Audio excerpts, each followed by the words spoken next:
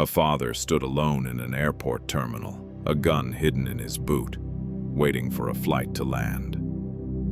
In just a few minutes, he would make a decision that would be broadcast live across the country and split the opinion of an entire nation. In the early 1980s, in Baton Rouge, Louisiana, a 10-year-old boy named Jody was thriving.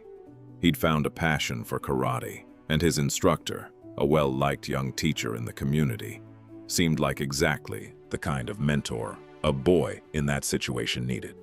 Jody's parents, Gary and June, were going through a divorce, and they worried constantly about how it might affect their son. So when this instructor took a special interest in Jody, offering extra attention, extra lessons, extra time, they were relieved. Grateful, even.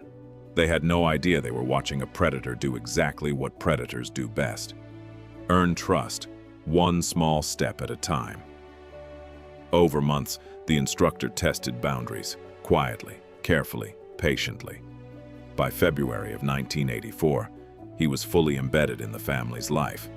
So when he asked to take Jody back to his place for something as mundane as looking at new carpet, no one thought twice. Jody didn't come home that night. For nearly a week, June had no idea where her son was. Then, a phone call. Jody's voice, but strange, muffled, far away. They were in a motel near Disneyland, thousands of miles from home. The instructor had dyed his hair. He was telling people the boy was his own son.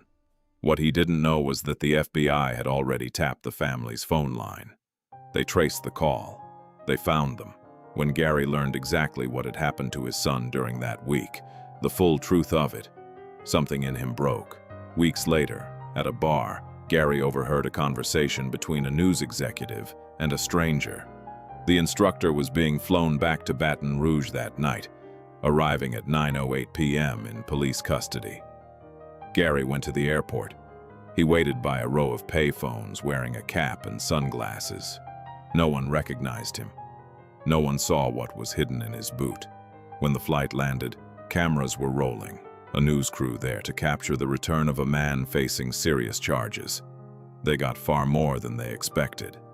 As the instructor was walked down the hallway in handcuffs, Gary stepped forward. A single gunshot rang out, live, on camera, in front of the entire nation. The man died the next day. He was 25 years old.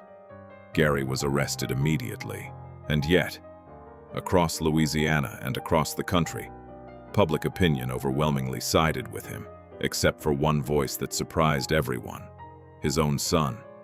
Jody didn't want revenge. He wanted his father's attacker to face a courtroom, not a bullet. Gary was ultimately convicted of manslaughter, not murder. After time in a psychiatric facility, he was released on probation. Father and son eventually reconciled. Gary lived the rest of his life quietly, passing away in 2014. Jody, for his part, transformed his trauma into purpose. He built a career as a sexual assault counselor and prevention educator, and later wrote a book about what happened to him and to his family. So here's the question this story leaves behind. Was Gary a father driven to the only justice he believed was possible? Or should he have let the system decide?